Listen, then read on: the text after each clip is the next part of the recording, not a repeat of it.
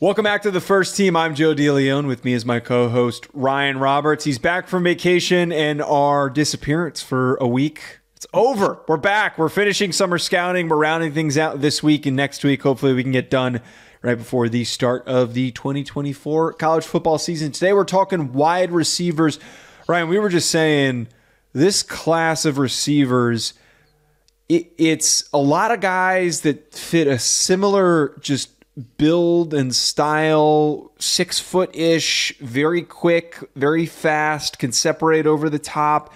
One thing I also kind of appreciate about this class, I feel like we're not just stuck with Alabama receivers and Georgia receivers and Ohio State receivers. There is a lot of diversity in my top 10 in some smaller schools, and I can probably say pretty safely that it's going to be the same for you because of your suggestions on who I should watch. Yeah, I mean, I was just looking at it, Joe. I mean, I'm just kind of working through it. Like, I have the old Pac-12 that is represented a little bit. I have some Midwest powers. I have an SEC. I have a couple SEC teams, and I have a Group of 5 school as well. So yeah, I mean, diversity. There's no doubt about it. There's a lot of different. Wait, when you say old Pac-12, do you mean Washington State or Oregon State? No, I'm talking about a school that was in the Pac-12 that's in a different conference now. There's the little plug there. Yeah, we don't talk about the Pac-2 on this podcast, Joe. We just talk about the old Pac-12. Not a real conference. Someday we're going to tell our grandkids about the conference that was once known as the Pac-12. You think anyone's saying that about the Southwest Conference? Like, come on, there's been the Yankee Conference. I miss the Yankee Conference. Okay, put some respect. I've heard several people. Conference. I've heard of several people in their 40s and 50s that still talk about how the Southwest Conference was amazing and they miss it and that they wish that it would realign back to the old ways. It's a conversation, man. Yeah, our kids are going to be putting us in homes if we bring up the Pac-2. We're not here to talk about that, though. Joe, we're going to talk about Pac-12 after dark to them, and they'll have no idea what we're talking about. That's not going to register. It's not going to register. Yes. We got receivers to talk about, though, Ryan. Quit getting distracted here. We've got a lot of premier players that we've got to get to. Start us off how we usually do this, 10 through 6. I'm going to give mine. My number 10, Tez Johnson from Oregon. Number 9, oh, man, you're a hater, Jalen Royals from Utah State. Number 8, Deion Burks from Oklahoma. Number 7, Daniel Jackson from Minnesota. And then number 6, Kaden Prather, Maryland. You watched Prather, huh? I did watch Prather. Did you like Prather? You liked him decently? I mean, I liked him enough to, where I have him graded, I have what's the corresponding? I have a midday 2 grade on him. A very, very good player. And your projection is saying that he's going to go in the first round. I see it. Just gets really tough for me sometimes with some of these guys like him where very spotty production. And a lot of times his production came off of like huge splash plays in some games, like the Michigan game. He had like a couple of big splash plays, but didn't have a ton of receptions. I see it though. I mean, he's huge. He shouldn't be able to move the way that he does at his size. It's just like not easy to wrap your head around a guy like that. You kind of have to see the full vision there. I get that. You know what it is, though, Joe? I remember watching the Ohio State game where, it's great that you have the all-22 angle, obviously, or you have the sideline angle because you can see everything that's happening. And my guy should have had well over 100 yards, even though he only had 3 catches for 49. It's just like kind of frustrating because he was cooking that. What's the kid that was transferred from Ole Miss, the Davison kid, the one other corner outside of Denzel Burke? For Ohio State, number 1. I don't know how to pronounce his last name, but he's a prospect, right? And he's a guy that some people like. Prather was killing him all game, man. Absolutely killing him. My last question, okay? I have a draftable grade on Tez Johnson from Oregon, okay? But, Joe, my guy's tiny, brother. Like, he is I know that he is. He's 160 pounds soaking wet. He might be 160 pounds. Maybe. If Tank Dell, and I listened to Stock Exchange and they had the same exact conversation because he has to be Tank Dell for him to succeed. If Tank Dell can succeed. Here's my problem. I'll let you finish. But the problem is with needing to be Tank Dell is that there's only one case of a Tank Dell out there. I understand that. And I know that that's an important conversation that we have when we talk scouting on the show, which is a lot of people do fall for that fallacy. They fall for the trap of look at this guy, that means X player can succeed. That's just not how it works. We can form those opinions, but it's not how it works. But I would argue that there are a lot of similarities in their build and how they're able to overcome their builds in the success that they show in the field. And he's a spark plug in space. Like, he is athletic enough for me and shifty enough in space and an ability to make guys miss and create for himself. And he's 165 pounds, but like, I didn't think he was getting his ass completely like put into the ground on when he was getting tackled and whatnot. What makes Tank Dell potentially productive in the future in the NFL, and injuries could plague him, which he had a broken leg, I believe, which is already a bad sign because that's an injury that kind of correlates with being underweight. Outside of that, what has helped him potentially project to be a good receiver in the NFL is he is stronger than he looks. And I think that Tez Johnson has that. What will hurt him, though, there's no like special teams value to him. You know, there's no projectability for him as a guy's not going to go down and cover kicks. He's not. Maybe he's a punt returner. Is that what you're going to use a roster spot on? Right. Look, here's my thing with Tez, and then we'll move on from it, right? Is that I have a 6th round grade on Tez Johnson because, Joe, and listen, and hear me out on this. I have a draftable grade on a type of player that I typically hate. Okay. I do not like this type of football player. These thin-framed, undersized wide receivers that win in one way, honestly, and that is just based upon being an athlete, right? Which is great. You know, you're quick, you're pretty explosive. It's awesome. You're not going to win with incredible play strength, and I think he's going to struggle when things get a little bit tighter of window, right? And contested catches, all those types of things. That being said, I think that he can make a roster, and I think that he can be a rosterable asset to a passing game. And we've talked about this a ton in the past, and I know you hit it on it a little bit.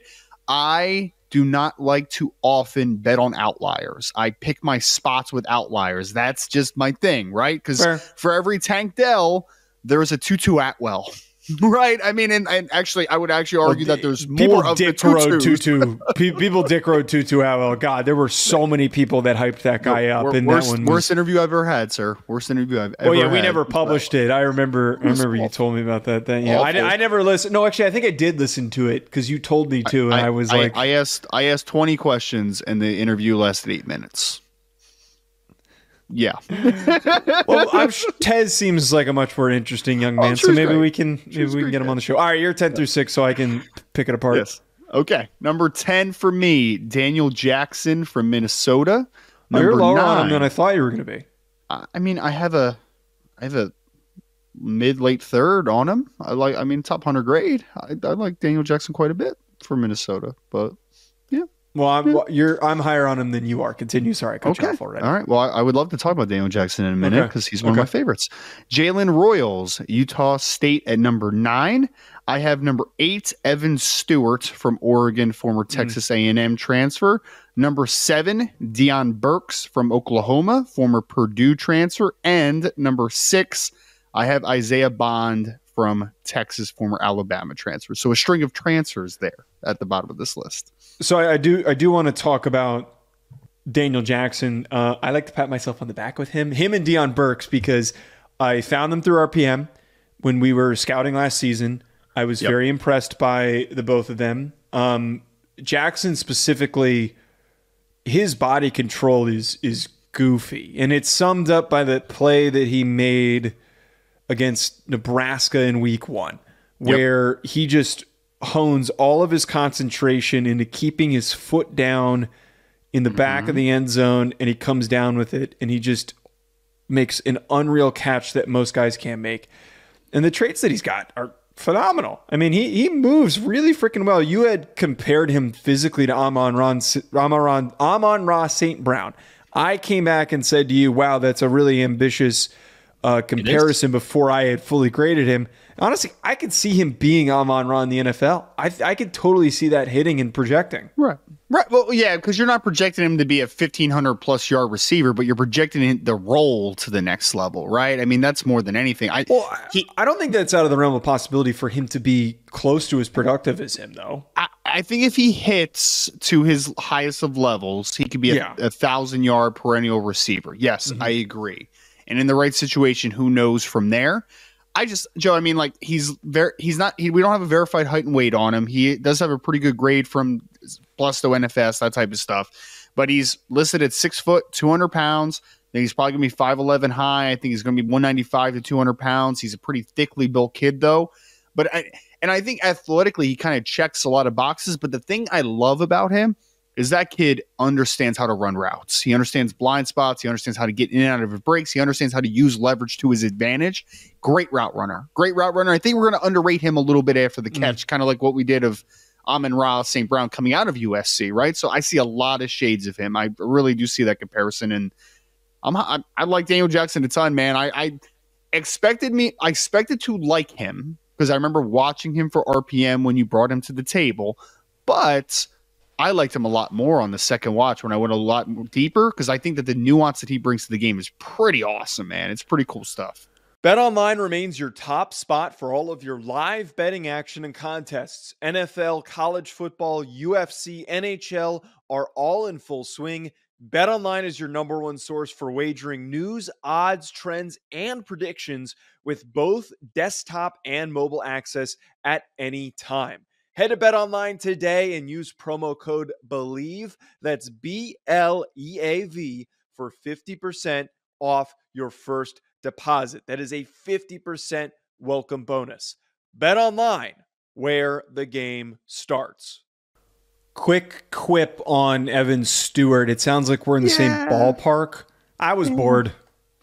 I was underwhelmed. I was expecting 5-star underutilized, high-impact player that just needed the right situation. And I got to be honest, for how he's been described by some folks as an athlete, I don't think he's there. Like, I don't think he's in that like elite category. Yeah. He seems like he has the traits, but like you don't really see him flash any elite long speed or really any elite change of direction for being a former 5-star. I was surprised. He's a springy kid, right? So he actually is surprisingly good at the catch point. Like he elevates well and he wins through contact despite only being 175 pounds. But you're right. He is supposed to be this legit 4'3" something athlete. Like that's what he's billed as. He doesn't play like that because he doesn't separate. Like now, Joe, he's a 6 foot estimated 175-pound receiver that wins mostly at the catch point. Now, if he's athletic as people say he is, which you do see in spurts on film, then maybe he takes a step forward and he doesn't have to just be this guy that just wins in a crowd all the time. Maybe he's that guy. But also, I look at him and I say the kid's also been banged up the last 2 years and he's missed several games. Like there's just a lot that's going against him. He has intrigue. He has traits. I still gave him a mid-third round grade. I still like some of what you get from Evan Stewart, but like if I'm projecting him to be a top 50 kid, like some people are hyping him up to be a potential first round pick by some, I need him to play like the athlete that he is built at. I think that's a great way to put it. I have a 4 on him, and I had a slightly better grade on Tez Johnson than him who's now his teammate. And I think to compare the two, I mean, the weight's not that far off. I think that there was so much more tangible evidence of Johnson hitting that second gear where he just like really, really flew a couple of times when he was given enough space. You would definitely think that Johnson is the more athletic of the two. There's no doubt. I mean, I think the saving grace of potential is that although he's only 175 pounds, I do like Evan's frame as far as like, I think he could put on more weight. I think he has pretty good length to him as well, which allows him to extend. So if that athleticism is showcased in Oregon, which it should be because Oregon, you know what was the former offensive coordinator's name that's Arizona State's head coach now? His name's escaped me. Dillingham. Kenny Dillingham did a great job with them. Will Stein did a tremendous job this past year. They both similarly understand how to get athletes into space. You have to think Evan Stewart's going to get a lot of opportunities to make one-on-one catches in 2024 for Oregon, and we'll see what happens. So I'm realizing there's one guy you didn't name. And I'm about to say his name in my top 5, and this is either going to be an agreement that we both really like this player, you didn't watch him, or I'm a complete dunce. Let's My number 5. You ready for this? Sure. Sam Brown, Miami. Number 5 for me is Sam Brown from Miami. Oh, look at that! Yeah. Look at that! 2 geniuses right here. Former Houston transfer. Yes. Yep. I'll let you explain him. Mm-hmm. I watched him the other night, and I was like, oh, this kid was hidden. And when you watched Donovan Smith, oh my God, he had so many times where he was open. And what? This is Joe Milton 2.0. I'm putting that on him. I don't care. There were so many times I'm on film, I'm watching him blast past guys, spring in and out of a cut, ridiculous separation, and you're just like, oh, this is a touchdown. How can this not be a touchdown? And it's just the ball is nowhere near proximity, or he didn't even see him. But I'll let you explain him. Yes. Donovan Smith, when we get to the quarterback show, is a very volatile draft prospect, to say the least. Divisive, volatile, whatever you want to say. There's a lot to dive into there. But yes, Samuel Brown, 6'1" and 7/8", so right at 6'2", verified, 194 pounds, had top 100 grades by several NFL scouts this past spring. You said a word, Joe, that I think surmises him perfectly, and the word is spring. This kid is a human spring. The ability he has to levitate, the ability that he has to explode in and out of cuts, that kid is explosive. I mean, he is just dynamic. And they had the other kid, too, that transferred to Texas, kind of more of like the shifty slot type after catch dude, Matt Golden, who I think them together was a great combination, because Matt Golden was kind of more of your gadget type, slot only type of dude. This Sam Brown kid is the prototypical Z on the next level, but also I think he could play X at certain times as well. He is just a dynamite outside wide receiver. I think his play strength is better than what you would think of for a guy that is 6'2", only 194 pounds. But man, in one-on-one situations, this kid can separate with explosiveness in and out of breaks. He's a good straight line athlete as well, but man, he can elevate and he can win at the catch point as well. This kid, I think if he rounds out the finer points of playing the wide receiver position, I think he could be a 3-level separator. I think he's more of a 2-level separator right now, but I think he has 3-level potential. And I think that this kid could be a first-round pick when all is said and done. I have a pretty early second round. I think I had a 7.7 on the grading scale, so I had a pretty early second round grade, but the upside is tremendous for Sam Brown. I had a 7.2 on him, so not too far off, but not at. I'm surprised you're a little bit more in love with him than I am. But 7.6 I actually had. I'm looking at it right now, so I had a 7.6 on him. Yep. You bring up a good point on the different levels of separation that he has. He almost, now that I recall back to his film, doesn't really have a lot of routes where he's working over the middle of the field. So we don't really have. It's the nature of the offense, I think. Yes. He's an outside vertically oriented dude in Houston's offense. Yeah. I mean, because everybody runs a variation, and I know they're not a true air raid team, but Houston still has the principles of the air raid where their outside receivers are very vertically oriented. They're running one-on-one go balls, they're running hitches, they're running comebacks. That's kind of what Sam Brown's running mostly. The one play that really, I think, summed him up perfectly, I don't know if it was against Texas. I'm blanking on what the other game that I want, but this in particular play, they were in the red zone. He cuts back on a hitch, and it was just such a fluid, easy cut. He comes back to the football, is overthrown, and while this defensive back is in another zip code, he springs himself into the air, comes down with the ball, and then explodes out of it and picks up yards after the catch. That really paints the picture of how fantastic of an athlete this kid is. I don't know why I was expecting you to come in here and go, oh no, I did something wrong. I'm glad that we're... man, I liked him a lot. I liked Sam Brown. On the same page. You know who I feel bad for, Joe? Donovan Smith. Texas Tech, by the way, that was the game. Yes.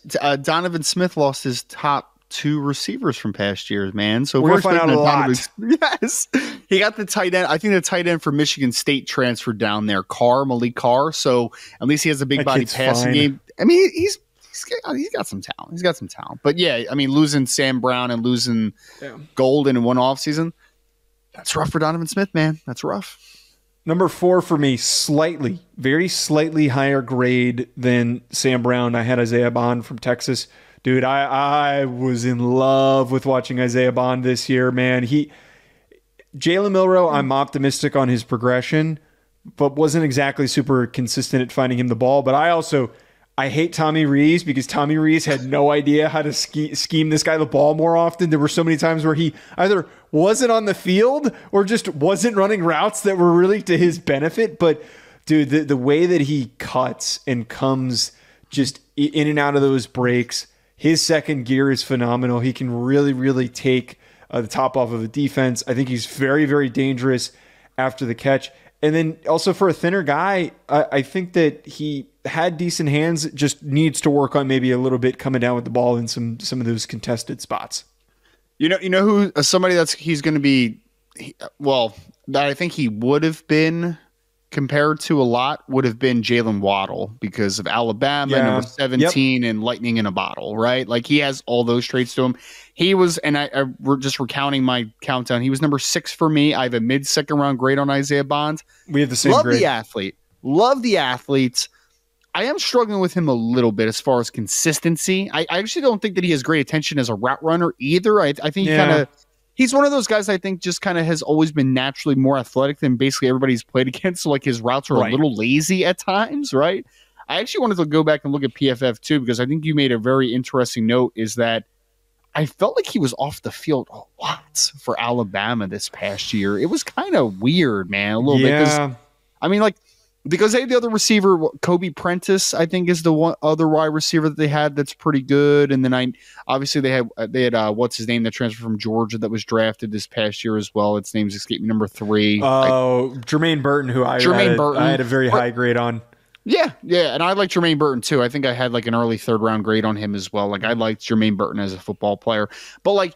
So Jermaine Burton's good, Kobe Prentice is good, but like this kid looks like he could be a top 50 kid. So I'm like, why the heck isn't he on the field a little bit more consistently, or at least game planned to be that guy a little bit more consistently? But we'll see now at Texas, obviously, with Xavier Worthy gone, with A.D. Mitchell gone, with Jordan Whittington gone. I mean, he's going to be a guy for Texas, one of their main pass game weapons for Quinn Ewers. So I'm interested to see how his game fully develops this year as far as just being a little bit more of a technician. Number 4 for you is Kaden Prather. It is Kaden Prather. Yeah, man. Boom. I like Kaden Prather a lot. I have an early 2nd round grade on him. 6'4", verified, 211 pounds, verified.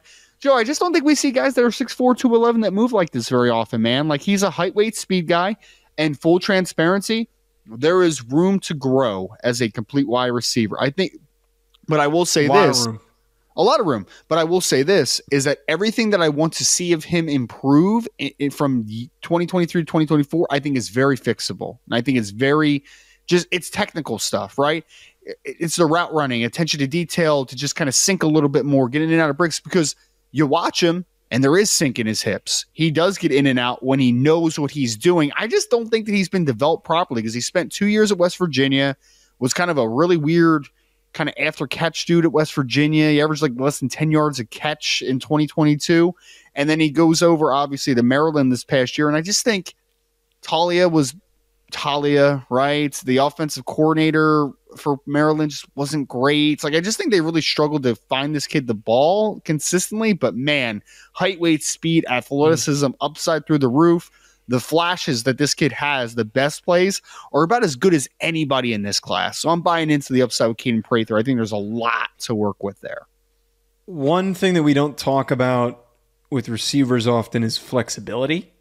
And this was a big reason why I really like Jalen Polk and why I was so high on him.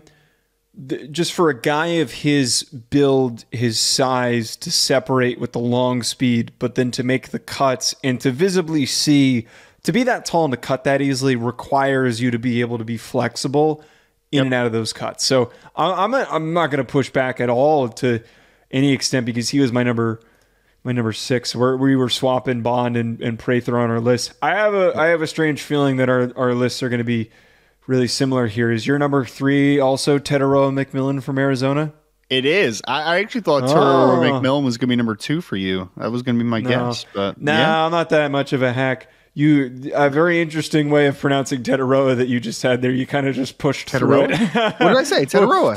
You kind of like slurred it. You slurred his name like over. You went like Tetaroa. But to talk about Tetaroa McMillan, is that better for you? Go ahead. To talk about McMillan, I don't think that he's necessarily top 10 receiver like some people have built him up to be. But I mean, this is the Drake London prototype basketball player, Keon Coleman, jump ball threat. I don't think he's as good as Drake London because he's not as consistent of a separator as him. Sure. But God, dude, this dude is special in these jump ball spots. I know that these are dinosaurs in the modern NFL. These are not roles. Frankly, they're not roles that are highly sought after. I mean, like Keon Coleman's draft projection, I would argue, is impacted by the fact that I think NFL teams don't totally seek out these types of guys. They're looking for guys that are going to kill you in space. McMillan's not going to do that. But if you want this in your receiving core, that's what he's going to be. He is rare for what we see typically for receivers, for how he's able to consistently win in those jump ball spots. I know his long speed separation isn't great. He's probably going to be a 4.6 guy if I were to guess. But I think it's good enough that I can buy in, and I know that if I need a first down, I'm throwing him the ball right at the sticks, and he's going to come down with it. Probably. I'm trying to think back to the last few years, Joe. I mean, he's got some of the best hands and ball skills of anybody that has come out probably in the last few years. I mean, this kid has Velcro for hands. Like, if it is in his vicinity, he's probably coming down with it. Like, there's no doubt about it. One of the biggest wins of this offseason from a transfer portal perspective was Arizona convincing him and Noah Fafita not to leave, right? Which was pretty wild after the coaching throwing big change. Dollars around. Well, well, yeah, of course. I mean, that's a part of the game now, obviously, but it's also big because Noah and him were high school teammates as well, and now they're college teammates, and now they're balling out together. There's no doubt. So McMillan, lots to like. I think his fluidity in and out of breaks is solid. I don't think it's exceptional, but I think it's decent, right? So I think there is some potential to be a little bit more of a separator as a big slot type receiver. I still have an early second round grade on him, right? So I like him a lot. I do like McMillan, but I do think that sometimes what sours you is a little bit of the overhype, because the big time flash plays are awesome and they're fun and they're incredible to watch because of the elevation that he can get and the hands and the physicality and all that stuff's great. But one game that soured me a little bit as far as projecting it to the next level compared to some other people is when you watch the Utah game, man, where he's playing against the corner number 5 on the outside, whose name I'm not going to pronounce today because I'm going to butcher it. I just know his last name was Vaughn, but I'm not going to pronounce his last name.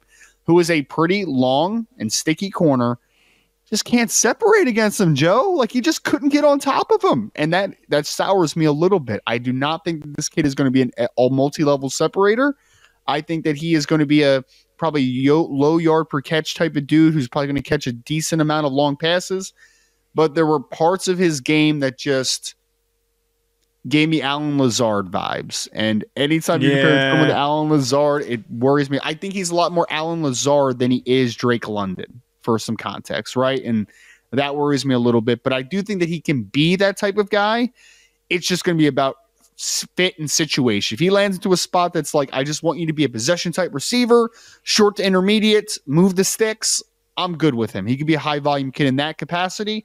I'm just a little worried that if he lands in the wrong situation, he might be utilized incorrectly, which is going to hurt his profile. There's also there's a shot that he ends up being N'Keal Harry. And this is to my point why I think that the NFL is moving away from using these types of guys, just because there's seemingly a higher bust rate on these guys that don't separate. Because at the end of the day, you can create production with somebody who's fast these days with trying to find them yards. It's not like back in the day where you're running the ball on first and second down and you needed somebody to come down with the football and you just, you're throwing them a fade or whatnot. Like Hakeem Butler always comes to mind. Like, there's all these darlings of the draft process. That was a big miss. That was a big miss on me for Hakeem Butler. I had a top 64 grade. So I had a second round grade on him. I liked Hakeem Butler. Get this man. But McMillan, I'm holding out hope. I think he can work. He seems a little bit different than some of those guys. Number 2 for both of us seemingly is probably Emeka Egbuka. It is Emeka Egbuka. Yep. I went off of 2022 film. Yes. I think what film are you going to watch from 2023? I mean, I didn't even change my report from 2022. I'm just gonna be completely transparent here. I didn't even go back and rewatch him. I watched some of him, but like I just reused the notes that I have here because there's no point in doing double the work outside of a refresher. And his tape this year was useless. Throw that in the garbage. He's an elite former 5-star top receiver who was banged up this year. To simply put him down, I mean, this is an elite change of direction athlete. I think of a lot of what made Jackson Smith and Jigba and Garrett Wilson and Chris Olave so good. He seems like he fits that Ohio State mold. Marvin Harrison Jr. was the outlier of the group, but he just fits that mold of knowing not only do they accelerate and create separation, but freaking dangerous as hell after the catch when they get the football in their hands. He might be. I mean, Garrett Wilson probably has him in this regard, I guess, over the last couple of years. But like, he might be the best after-catch receiver that Ohio State's had in recent years. Because Marvin Harrison was not an after-catch dude. Chris Olave was not an after-the-catch dude. Garrett Wilson certainly could do that stuff. But like, Emeka might be number 1. 6 foot 6/8, so right around 6'1", 204 pounds. Pretty densely built kid, explosive. Good straight line athlete, really good change of direction, but man, he's a great route runner. He really is, and he can win after the catch. Joe, I'll say this. When Notre Dame played Ohio State 2 years ago, it was not Marvin Harrison Jr. that tore up Notre Dame. It was Emeka Egbuka, man. They had no answer for him in the slot. They just didn't. I mean, I think that this kid is an easy evaluation if he's healthy. Now, that's the caveat, and that's always a very troubling caveat at times, but like, if he's healthy, I think he's a really easy separator. I think that he's going to catch a lot of passes in the NFL. I think he's going to be dynamic after the catch. If he would have entered the 2024 NFL draft, I think he would have been a late first, early second round player. I think if he has a fully healthy season, and he was just named captain by Ohio State as well, which is a nice sign of things to come, I think this kid is a top half of the first round type of player. I think he's a top 16 level type of football player if he takes that step. But I do think this is a first-round player right now, and I really like this player, and I really like his game. It's just going to be about getting back that momentum that was built before the injury and staying healthy in 2024. Give us a comp. I don't have a good comp yet, man. I don't have a good comp yet. I mean, what the hell? So wait, let me work through the process. He's a thickly built slot 6'1", receiver. slot guy, that can play outside at times, but he's definitely best working in tight quarters, middle of the field. I'll get back to you, man. You can't put me on the spot if I don't have a comp on mind, man. You can't do that. You should always have a comp in your back pocket. I'm trying do you have a to comp? think. Do you have a comp? Oh, absolutely not. I absolutely do not have a comp. You had a really good comp for Luther Burden, who's our number 1 receiver in this class. You compared him to Golden Tate. I loved that. I think it's better than the Debo one that's going to be thrown out there a lot. But his utilization, I think, in the NFL is going to be like Debo. I mean, this is a receiver who runs like a running back. Like, he is... We were just talking about a dynamic after the catch guy. He is the truest definition of that. Yep. Brady Cook's production has to be one of the most inflated things that I have seen after I watched Luther Burden's film. Was a nice player for Missouri and filled the role. But by God, there are so many balls that are like at the line of scrimmage that Luther Burden's given, and his quick feet, his acceleration, his burst, all of those things make him just such a dangerous player. I think his route running's phenomenal. And the body control, the hands. Like, he is one of these guys, for a compact player who's probably going to thrive in the slot, just feels like I'm checking every box that I'm looking for his prototype. Yeah, well, I think that he can become a more nuanced route runner. I think it's definitely there, and it's in spurts. I think he's one of those players that just has been so much more athletic than everybody he's played against that he doesn't have to have a great attention to detail at this point. But this kid is explosive, incredible short area explosiveness, change of direction. I think that he has really good ability and spatial awareness after the catch. And I think that he's competitive too, man. Like, I don't think he's going to shy away from contact on the field.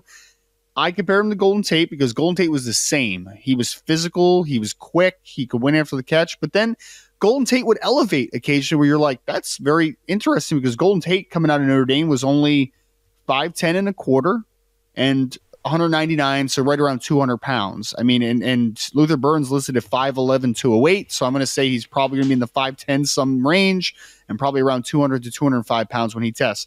But similar, Joe, I'll say this. If I went back and I looked at Golden Tate's testing numbers at the combine when he came out at 5'10" and a change and 200 pounds, he ran 4.42. He had 17 reps on the bench, which is a really good number for his size. He had a 35-inch vert, and he had a 10-foot broad jump. I think all those numbers are going to be pretty similar to what you're going to get from Luther Burden. This kid is a lightning in the bottle type player. Get him after the catch. He can create vertically as well at times, but I just want to get this kid the ball in space and let things happen. That is Luther Burden's game. For former did he go to St. Louis U? No, he didn't go to St. Louis U. He went to East St. Louis, I think, coming out of high school, out of the state of Missouri. So yeah, it was a Missouri kid. Yeah, really talented football player, man, and he really took massive steps as a sophomore this past year after just being kind of a gadget punt returner year one. But I think that this kid is another kid that, as long as you put him in the right situation, in the right spots on the next level, I think it's a pretty easy evaluation overall. Yeah. He to wrap things up, I'm not totally in on the top 10 pick hype. I don't think he's Malik Neighbors. I don't think he's Marvin Harrison Jr. But could I see a team take him in the top 10? Yes. Yes. Totally. Yeah. Absolutely. Yeah. I could totally see that happening. In today's game, in the year 2024, in this economy where everyone just wants to create space and manipulate it, yes, Luther Burden is built for today's game. At Joe DeLeone, at Rise and Draft, folks, hit the subscribe button, drop a comment below if you agree with our rankings, a guy that we might have missed, maybe a sleeper you have that you think we should check out. Let us know in the comments, and we will talk to you folks